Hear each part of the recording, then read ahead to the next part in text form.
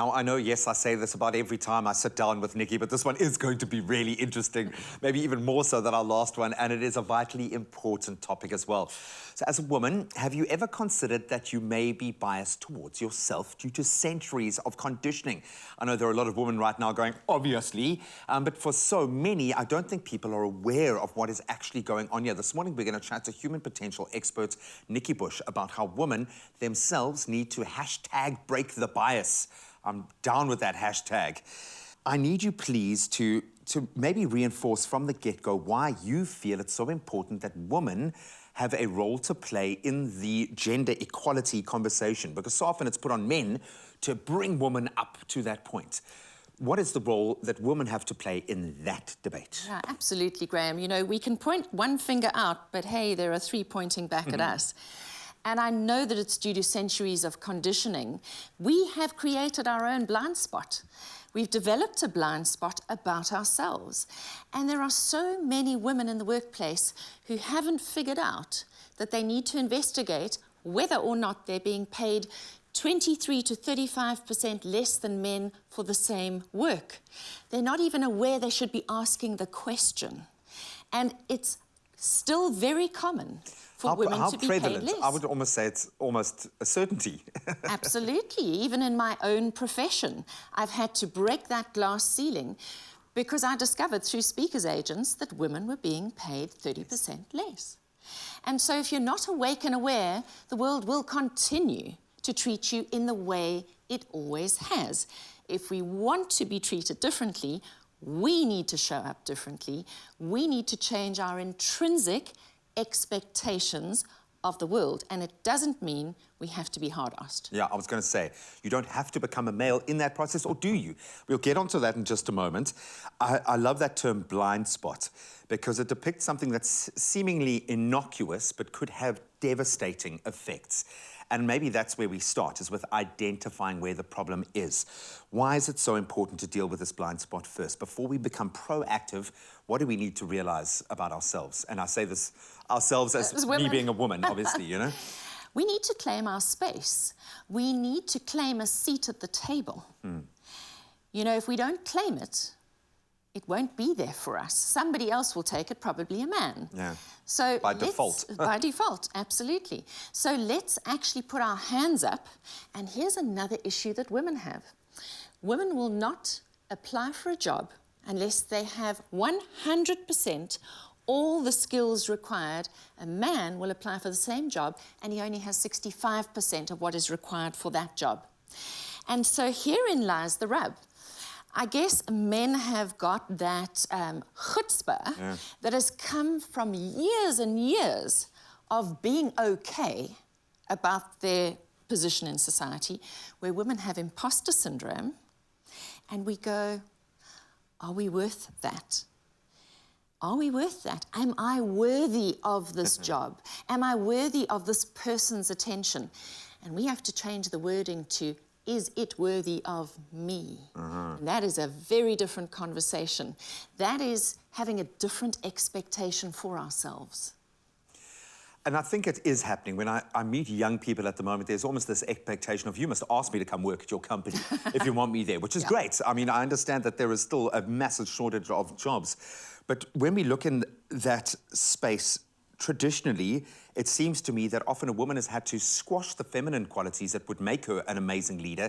Things like empathy, the ability to understand, to create a social network around her. All of these tools, which we've now identified, are so vital to running an organization, developing a brand. Do you have to, if you're going to sit at the boys' table, do you have to act like a boy? What does that look like, putting your hand up? Yes, so I've got a two-liner that I want to share here. That women are strength like silk, disguised in softness. Okay. And silk, kilo for kilo, is as strong as steel. Yeah. So you don't have to look like steel. You don't have to behave like steel. But silk has got that flexibility. It's got self-healing properties. It's got adaptability. It's got all of those beautiful characteristics that we're needing in the workplace right now, and women have them in bucket loads. Yes, what you're made of, yeah. We just need to identify with these things and not think that we're lacking. And there we go back to the story we're telling ourselves. The imposter syndrome is really about the conversations we're having in our own heads. And in order to get over them, we've got to put our hand up over and over and over again, because practice makes progress. Got to train your brain. How do we get over that imposter syndrome? We're going to figure that out in just a moment, because this conversation is not going anywhere. We're going to continue with Nikki in just a moment. Please stay with us. Really interesting. It's my feel-good breakfast show.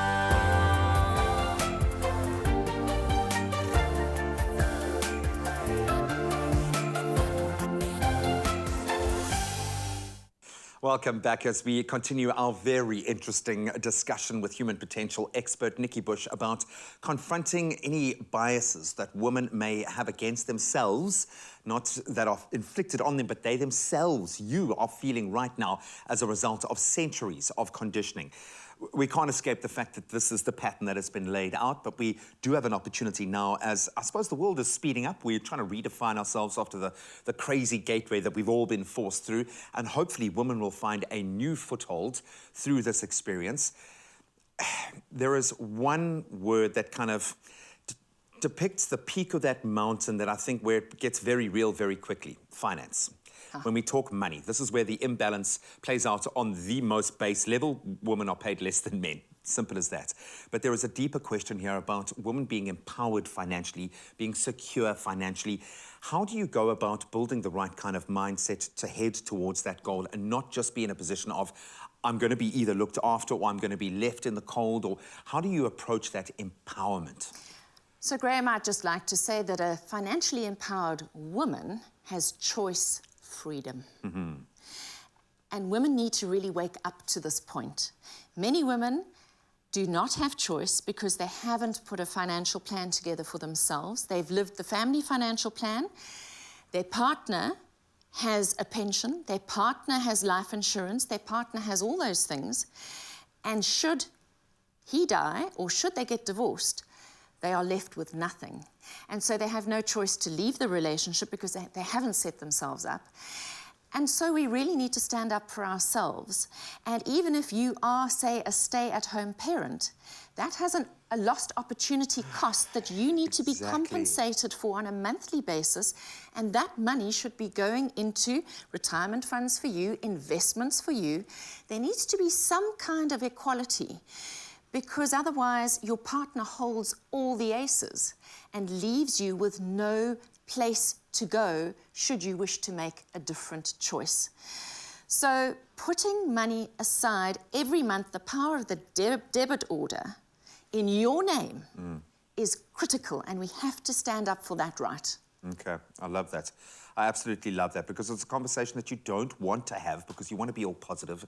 Maybe because I've just entered into kind of the nuptial journey. Now we are thankfully having these conversations, and I'm wishing we had done it a lot earlier, because now I understand her so much more and what she wants and what her future goals for herself are, beyond us just having kids and raising a family, because that's not your life. There's going to be a point... It's not everything. Yeah, exactly, where you're going to continue in your own singular path and let your children do their own thing.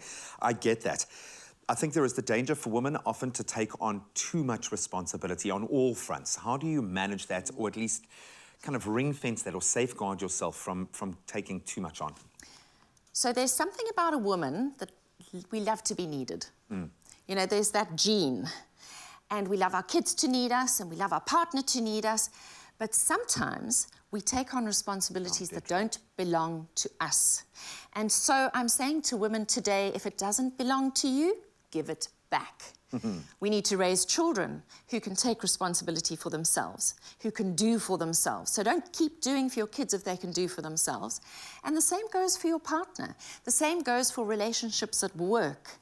Sometimes when there's a weak spot in the office, a woman will step in and do double time to cover. And if we keep doing that, we are not handing responsibility back where it belongs. What advice do you have for someone who is possibly grappling with a critical moment in that conversation right now? It actually boils down to one line. We are not speaking loudly enough to ourselves. And if we want to really have meaningful women's empowerment, it starts first with us. And I'm not saying society mustn't do its part. I'm not saying men should not come to the table. But if we don't come to the table as women, and it doesn't have to be demanding, it needs to be firm, and it needs to be clear. And I think that those are the two words that I would like to leave women with. Be firm and be clear, because you are worthy. Yeah. Set the course yourselves. I'm not going to add anything to that because I'm just a guy, but I am going to say, men, this doesn't absolve us from responsibility in this conversation, in this broader narrative, but ultimately, I think, women, you do need to take the opportunity right now to stand up for yourselves. If you want the women in your organization to hear Nikki's talk, take the lead or stay in the chorus, which sounds amazing, and I really suggest that you do allow your organization to plug into that. You can visit nikkibush.com. It's a great way to stay connected to Nikki, ask any questions that you have, some great closed forums there that you can enter into. But Nikki, thank you so much. This has been a really interesting one, a lot of food for thought. Hopefully this has struck a chord with you.